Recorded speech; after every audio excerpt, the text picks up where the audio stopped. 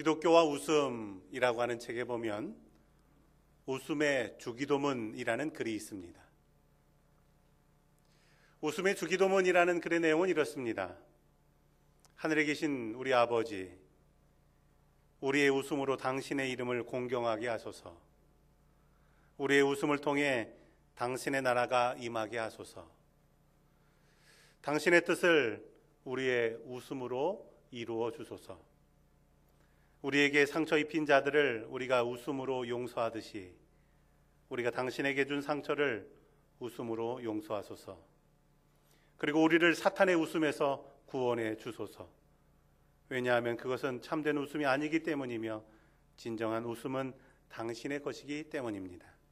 우리에게 오늘도 신앙의 웃음을 주소서라는 글입니다. 오늘 우리가 읽은 말씀에서 사라는 하나님이 나를 웃게 하시니 듣는 자가 다 나와 함께 웃으리라 라고 말합니다. 우리는 하나님에 대한 많은 이미지를 가지고 있습니다.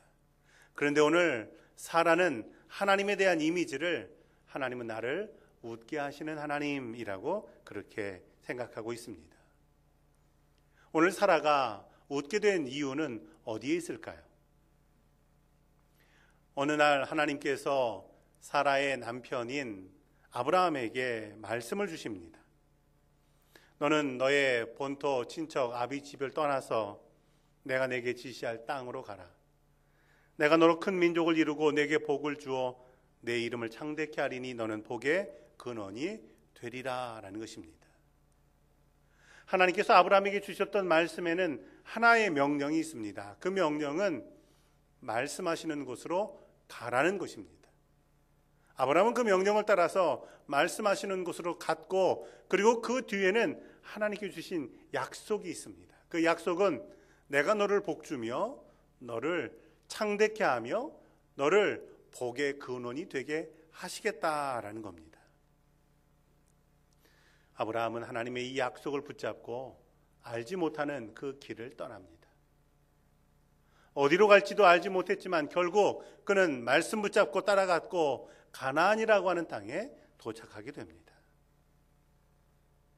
이제 그곳에서 하나님께서 주신 약속을 받고 누리면 됩니다. 그런데 분명히 번성하게 하겠다고 하셨는데 아브라함과 그 아내 사라 사이에는 자식이 없었습니다.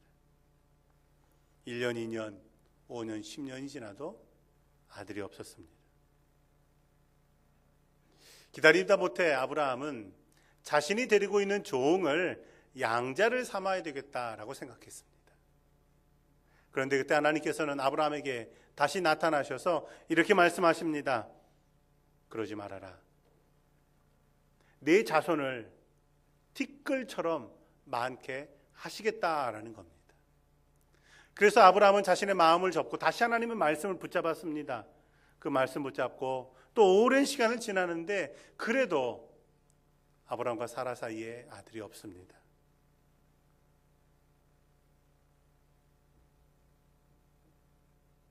그래서 결국은 사라의 몸종이었던 하갈을 통해서 아들을 얻었습니다. 이제 이 아들을 내 아들 삼아서 이제 우리 가문을 이끌어가겠다라고 생각할 때 하나님께서는 다시 천사를 보내셔서 말씀하십니다. 너를 통해서 또 사라를 통해서 아들을 얻게 하시겠다라는 겁니다. 창세기 18장 12절을 보면 사라가 속으로 웃되 내가 노쇠하였고 내 주인도 늙었으니 내게 무슨 즐거움이 있으리요? 라고 말합니다. 이때 사라가 속으로 웃은 건 사실은 기뻐서 웃는 것이 아닙니다. 어쩌면 허탈해서 웃었을런지 모르겠습니다. 아브라함의 가정에서는 점점 웃음이 사라졌고 특별히 사라의 마음에는 근심이 늘 있었습니다. 몇 해 전 선거가 있을 때 우리 지역의 한 정치인이 교회를 찾아왔습니다. 그래서 제가 예배드리고 가는 건 누구든지 가능하지만 선거 때라고 제가 인사는 못 시켜드리겠습니다. 그랬더니 예배드리고 가겠다고. 그래서 이제 와서 예배를 드리고 갔습니다. 그냥 보내기는 제가 또 못해서 제 방에서 차는 한 잔 대접하고 돌려보냈습니다. 헤어질 때 그를 위해서 기도해주고 또 교회를 방문한 기념으로 우리 교회 호렙산 기도회 때 호렙산 완주한 분들에게 나눠줬던 선물 가운데 웃으시는 예수님 그 액자를 그에게 선물로 주었습니다. 그 액자를 선물로 주면서 국민을 웃게 하는 정치인이 되기를 바랍니다. 이런 덕담을 해 주었습니다. 처음 그 액자를 받았던 정치인은 자신도 성당 다니지만 웃으시는 예수님 얼굴은 처음 본다라고 말하면서 굉장히 인상 깊게 여겼습니다. 우리는 하나님에 대한 많은 이미지를 가지고 있습니다. 어떤 때 하나님은 모든 만물을 창조하신 창조주 하나님이시기도 하고 어떤 때 하나님은 모든 사람을 심판하시는 두려운 하나님이기도 합니다. 그런데 오늘 말씀은 하나님은 웃으시는 하나님 그리고 우리를 웃게 하시는 하나님이라고 말씀하고 있는 것입니다. 하나님께서 아브라함에게 약속을 주셨을 때 그 약속이 이루어지는 데에는 25년이라고 하는 시간이 걸렸습니다. 한 가지 기도 제목을 놓고 기도할 때 25년 동안 기다려 보신 적이 있나요? 그렇다면 그때 그 기다림의 마음은 어떻겠습니까? 오늘 말씀은 그 기다림의 결론은 하나님의 웃음이라는 것입니다. 아브라함은 얼마나 기뻤는지 그때 낳은 아들의 이름을 이삭, 하나님께서 웃게 하신다라고 짓게 됩니다. 우리가 믿음의 여정을 걸어갈 때 그러면 하나님은 언제 우리를 웃게 하실까요? 오늘 말씀을 중심으로 몇 가지로 함께 은혜를 나누고자 합니다. 첫 번째로는 말씀에 순종할 때 하나님은 우리를 웃게 하신다라는 것입니다. 아브라함과 사라가 아들을 낳은 것에 대해서 말씀은 하나님께서 말씀하신 대로 된 일이다라고 그렇게 강조합니다. 1절을 보면 여호와께서 그 말씀대로 사라를 돌보셨고 여호와께서 그 말씀대로 사라에게 행하셨다라는 것입니다. 아브라함이 여기까지 온 것은 하나님 말씀 믿고 순종하는 믿음이 있었기 때문이었습니다. 믿음에서 순종이라고 하는 건 어떤 겁니까? 순종은 기다리는 것이 아닙니다. 순종이라고 하는 건 즉각적으로 하는 일입니다. 뒤로 미루면 순종할 수 없습니다. 아브라함은 하나님 말씀 들을 때 즉각적으로 순종해서 여기까지 왔습니다. 그런데 그 말씀에 순종해서 여기까지 온 아브라함에게 그 약속이 이루어지는 데에는 시간이 필요했습니다. 열매를 거두기에는 기다림의 시간이 그에게 필요했습니다. 이 기다리는 시간 동안 아브라함과 사라는 얼마나 많은 어려움이 있었습니까? 때로는 포기하기도 하고 때로는 몸종을 통해서 아들을 낳기도 했습니다. 그런데 하나님께서는 그럴 때마다 그건 너희의 생각이지 하나님 말씀대로 된 것이 아니다 말씀하시면서 그 말씀대로 될 것을 기다리며 계속해서 순종해라 라고 말씀하시는 것입니다. 한 여자 청년이 인도 선교사에 대한 꿈을 키웠습니다. 신학교에 갔고 선교 훈련도 받았고 언어 훈련도 했습니다. 이제 얼마 되지 않아서 인도 선교사로 파송을 받게 됐는데 갑자기 자신의 위에 언니 가정에 불행한 일이 닥쳤습니다. 언니가 병을 앓았고 또 갑작스럽게 세상을 떠났습니다. 언니는 남자아이 셋 그리고 여자아이 하나 4명의 아이를 두었는데 이 아이들이 너무 불쌍합니다. 그런데 얼마 되지 않아서 형부마저도 사고를 당해서 세상을 떠나고 말았습니다. 갑자기 이 4명의 아이들이 고아가 됐습니다. 이 청년은 이 아이들은 그대로 고아원에 맡겨놓고 나는 선교사를 갈 것인가 아니면 이 아이들을 내 조카들을 키울 것인가 가지고 오랫동안 기도했습니다. 그리고 그 아이들을 키우기로 결심했습니다. 선교본부에는 편지를 보냈습니다. 저는 인도 선교사가 되기를 원했지만 하나님의 뜻은 다른 데 있는 것 같습니다. 그 4명의 조카를 잘 키웠습니다. 그로부터 25년이 지난 후에 그 아이들 가운데 3명의 아이들이 선교사로 자원했습니다. 선교사로 자원하게 될 때 그녀는 선교부에다가 다시 편지를 보냈습니다. 하나님께서는 저의 기도를 25년 만에 3배로 더 응답해 주셨습니다. 저는 가지 못했지만 저를 통해서 3명의 아이가 이제 인도 선교사로 작정했습니다. 이 아이들을 선교사로 보내주십시오 라는 편지였습니다. 하나님께서 우리에게 말씀하신 것은 반드시 이루어지는 것을 믿으시길 바랍니다. 우리가 가지고 있는 성경에는 수많은 하나님의 약속이 있습니다. 그리고 그 약속 가운데 가장 중요한 약속은 메시아이신 예수 그리스도를 이 땅에 보내주신다는 약속이었습니다. 그리고 그 약속은 이루어졌습니다. 메시아로 오신 예수님께서 우리에게 그러면 마지막으로 주신 말씀이 어떤 겁니까? 요한계시록 22장에 보면 이런 말씀이 있습니다. 보라, 내가 속히 오리니 내가 줄 상이 내게 있어 각 사람에게 그의 일한 대로 갚아주리라 라는 것입니다. 부활하시고 승천하신 예수님께서 다시 오실 텐데 그분은 상을 가지고 오신다라는 겁니다. 그리고 상을 가지고 와서 믿음 가지고 살고 또 믿음 가지고 헌신하며 충성했던 사람들에게 상을 주신다고 한다면 그 상 받는 사람의 마음은 어떻겠습니까? 기쁨이 있고 즐거움이 있고 아마 웃음이 있을 겁니다. 결국 예수님 다시 오신다고 하는 것, 그것은 우리에게 웃음을 주는 일이 되어진다라는 사실을 믿으시길 바랍니다. 창세기 17장에 보면 하나님께서 아브라함에게 이런 말씀을 하십니다. 내가 내년 이맘때에 아들을 얻게 되리라. 이때 아브라함은 이 말씀을 듣고 한 가지를 행하게 됩니다. 그건 온 가족이 할례를 행하는 일이었습니다. 창세기 17장 24절에 보면 그때 아브라함의 나이 99세다라는 겁니다. 아브라함은 이런 순종의 사람이었습니다.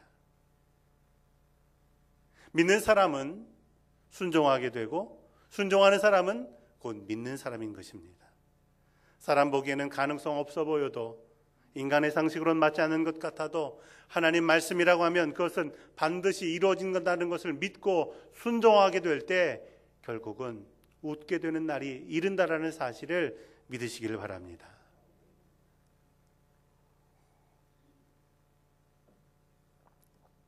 어저께 우리 교회에서 성장한 청년들이 이제 결혼하는 결혼식이 있었습니다.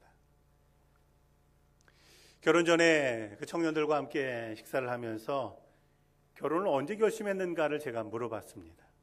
그랬더니 단기 선교를 갔다가 결심했다라는 겁니다. 어떻게 된 일인가 자세히 들어보니까 이런 내용입니다. 서로 교제를 하긴 했는데 나이 차이가 좀 있어서 서로 선뜻 결혼을 결심하지 못했다라는 겁니다. 그래서 서로 약속하기를 하나님 어떤 마음을 주시든 그 마음에 기쁨으로 순종하자고 약속했다라는 겁니다. 우리가 교제하다가 헤어지는 때가 있다 할지라도 믿음 잃지 않기로, 그리고 누구 하나 교회 떠나지 않기로 그렇게 약속을 했다라는 겁니다. 같이 단기 선교를 갔는데 그곳에서 우리를 도와주는 신학교에서 선교하는 한 선교사님과 잠깐 이야기할 기회가 있었다고 합니다. 근데 이 얘기를 하다 보니까 그 선교사님도 나이차가 좀 나는 사모님이랑 결혼을 했다라는 겁니다. 그런데 들어보니까 딱 그 선교사님이 가지고 있는 나이 차이가 자신들이 가지고 있는 나이 차이와 같더라는 겁니다. 하나님께서 그렇게 말씀하셨는지 모르겠지만 그 두 사람은 하나님 우리에게 응답을 주셨다라고 받아들였다라는 겁니다. 그것이 계기가 돼서 결혼을 결정했다고 합니다. 어저께 결혼을 했습니다. 제가 식사하면서 이런 말을 해줬습니다. 아니 무슨 결혼 결정을 선교 가서 하니, 그런데 제 마음속에는 또 이런 마음이 있었습니다. 하나님, 이 가정 앞으로 하나님께서 어떤 응답을 주시든 그 응답에 정말 순종하는 가정이 되게 해 주옵소서라는 그런 마음이었습니다.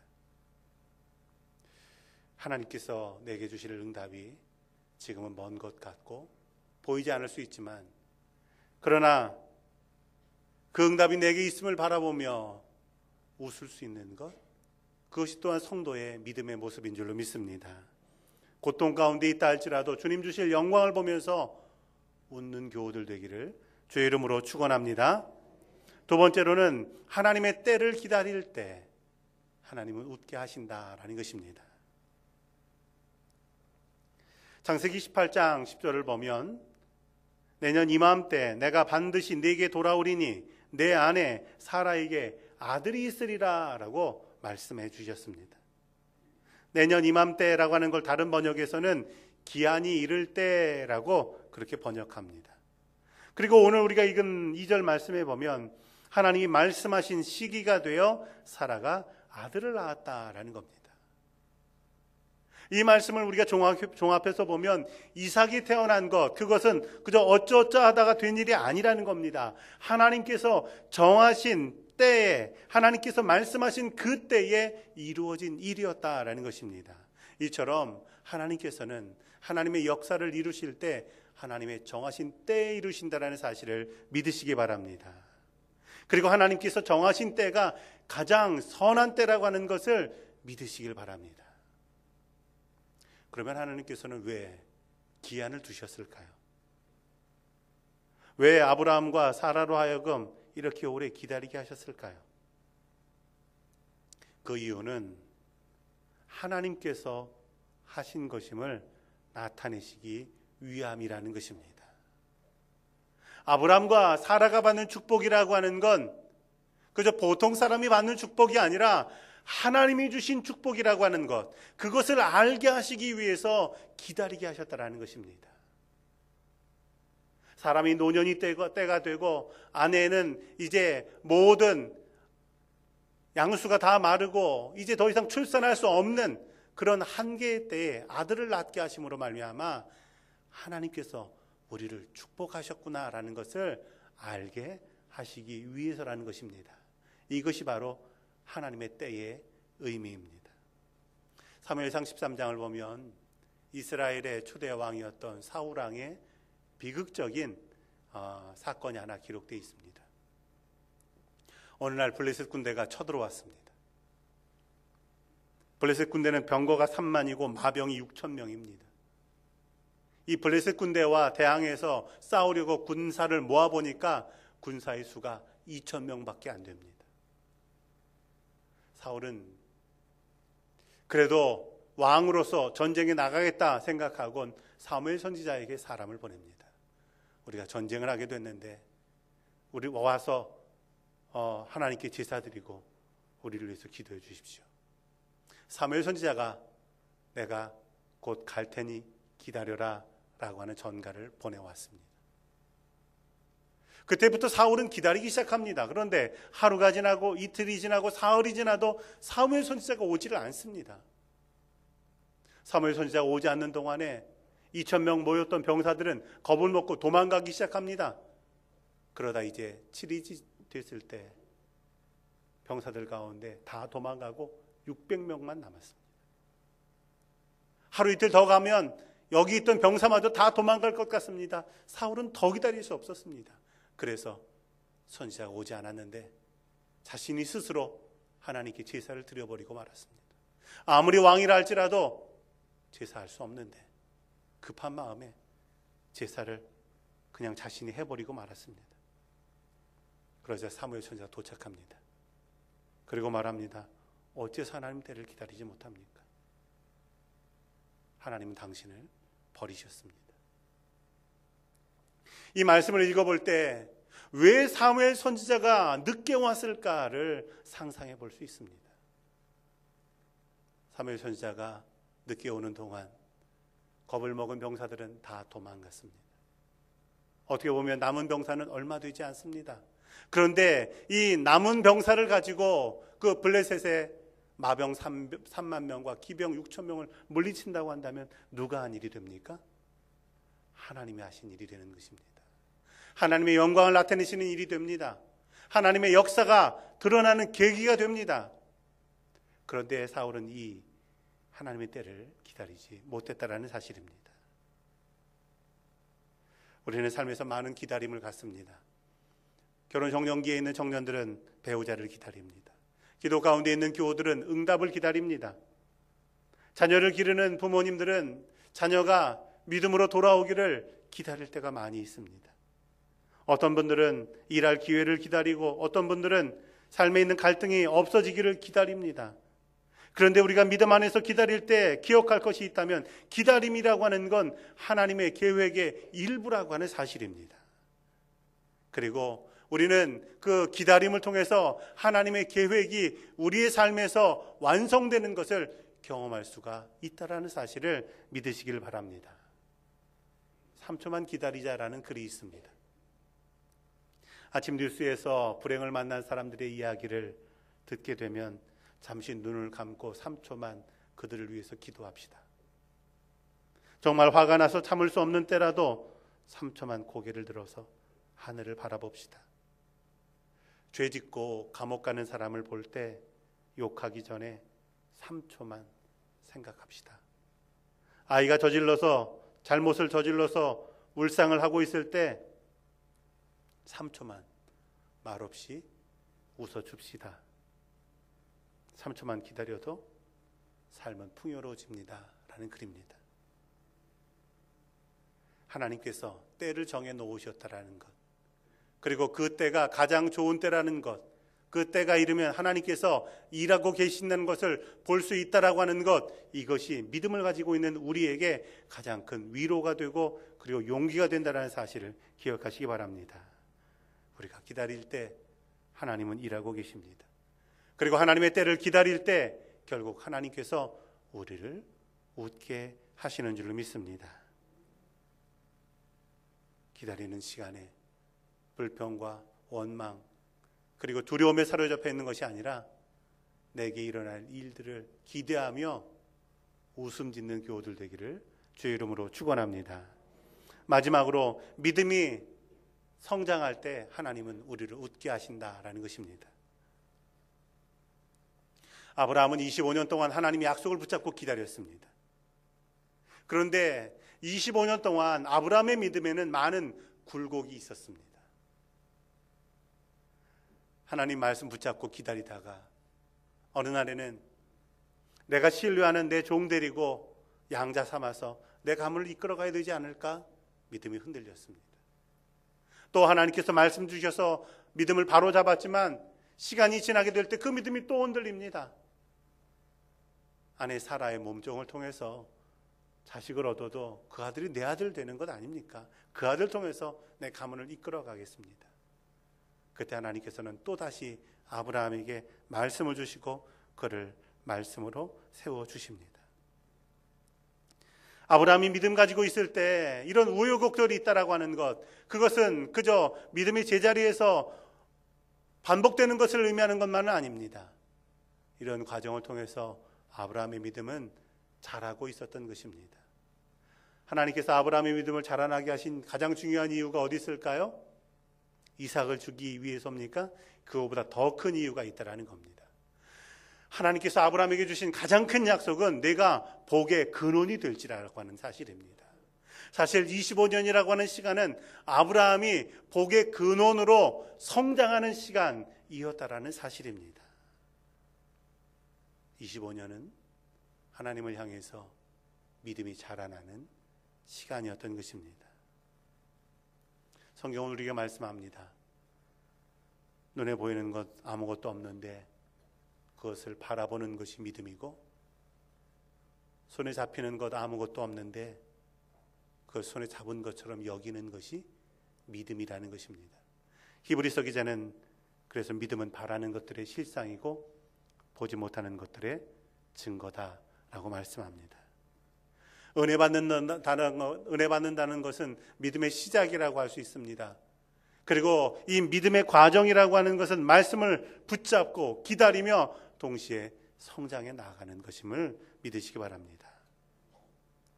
아브라함의 믿음이 복의 근원이 될 만큼 이렇게 성장했다라고 하는 걸 우리는 어떻게 알 수 있을까요?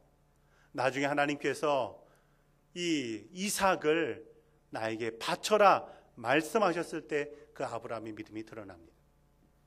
이삭이 누굽니까? 100세에 낳은 아들입니다. 그런데 그 이삭을 나에게 바쳐라 말씀하실 때 아브라함은 주저하지 않고 길을 떠납니다. 그리고 마지막 순간까지 하나님 앞에서 순종의 모습을 보여주게 됩니다. 그때 하나님께서 아브라함에게 하신 말씀, 이제야 내가 나를 경외하는 줄을 알았다라는 것입니다. 내가 정말 나를 사랑하는 줄을 내가 알았고, 내가 정말 믿음의 조상이 될 만한 믿음의 그릇으로 빚어진 것을 내가 이제 확인했다라고 말씀하신 것입니다. 이처럼 하나님께서는 축복하시기 위해서 우리의 그릇이 빚어질 때까지 기다리시고, 약속을 이루시기 위해서 우리의 믿음이 성장할 때까지 기다리시는 분이라는 사실을 믿으시길 바랍니다. 제가 자동차 운전면허를 처음 땄을 때, 아마 면허를 처음 따신 분들은 같이 공감하시겠지만 얼른 차를 좀 운전해 보고 싶었습니다. 그래서 이제 집에 있는 차를 운전해서 나왔습니다. 운전해서 나오면 또 뭐 하고 싶습니까? 당시 제가 사귀고 있는 여학생에게 연락해서 같이 드라이브 가자고 약속을 했습니다. 드라이브를 가서 이제 커피를 한 잔 마셨는데 얼마나 기분이 좋은지 모릅니다. 얼마나 시간이 빨리 가는지 모릅니다. 얼른 집으로 가야 되겠다 생각했는데 금세 어두워졌습니다. 밤은 어두워졌고 그날따라 또 비가 내렸습니다. 그 여학생을 얼른 집에다 내려주고 이제 저는 또 저희 집으로 돌아갔습니다. 초보 운전에 비 오는 날 저녁 얼마나 운전이 어려웠는지 모릅니다. 가까스로 집에 들어왔습니다. 그랬더니 저희 아버지께서 집 밖에까지 나와서 기다리고 계셨습니다. 그리고 호통을 치시면서 앞으로 비 오는 날, 눈 오는 날, 그리고 저녁 늦게는 절대로 운전할 생각도 하지 말아라 그러시는 거였습니다. 얼마나 섭섭했는지 모릅니다. 아니, 나보다 차가 더 중요한가? 이런 생각도 들었습니다. 한동안은 비 오거나 눈 오거나 또 저녁 때가 되면 운전할 생각도 못했습니다. 한 번은 명절에 성묘를 다녀오게 되는데 중간에 눈을 맞게 됐습니다. 그랬더니 저희 아버지께서 차를 세우시고 저에게 키를 주시면서 이제 여기부터 내가 운전해라. 내가 나보다 운전이 더 낫다. 그러시는 거였습니다. 저는 그때 왜 운전을 못하게 했는지를 알았습니다. 제 운전 실력이 좋아지기를 기다렸던 겁니다. 성장하기를 기다렸던 것입니다. 하나님께서는 우리에게 말씀하신 것을 반드시 이루시는 분입니다. 그러나 동시에 그 말씀과 그 약속을 받을 만한 그릇이 될 때까지 기다리시는, 성장을 기다리시는 하나님인 줄 믿습니다. 그리고 믿음이 성장하게 될 때, 믿음의 그릇으로 빚어지게 될 때 하나님은 결국 우리를 웃게 하시는 은혜를 베풀어 주시는 줄 믿습니다. 6절에 보면 사라가 이르되 하나님이 나로 웃게 하시니 듣는 자가 다 나와 함께 웃으리라. 믿음의 여정을 걸어가면서 웃게 하시는 하나님, 또 웃어주시는 그 하나님을 만나는 그런 복된 성도들 되기를 주의 이름으로 축원합니다.